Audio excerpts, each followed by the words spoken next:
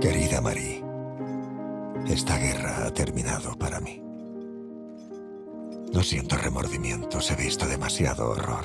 Espero que el destino haya sido más piadoso contigo.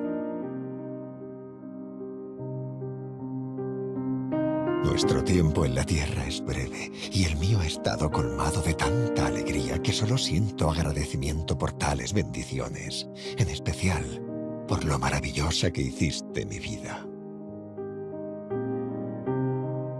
Esta será mi última carta.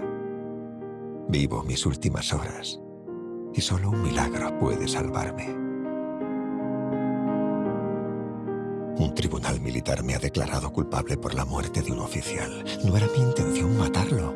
La guerra enloquece a los hombres. Luché por mi país y por la libertad. Mi honor es cierto y mis acciones no deberían deshonrarte.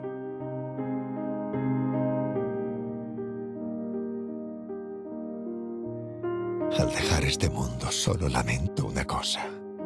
Incumplí la promesa de traerte de vuelta a Karl.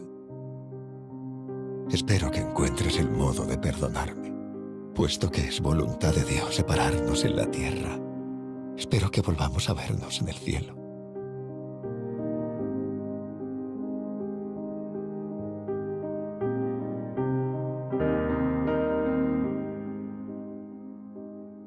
Recuérdame en tus plegarias. Tu padre, que te quiere.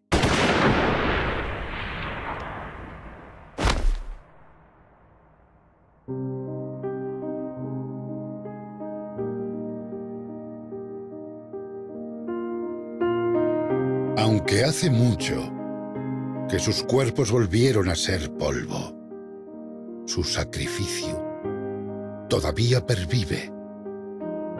Debemos esforzarnos por preservar su recuerdo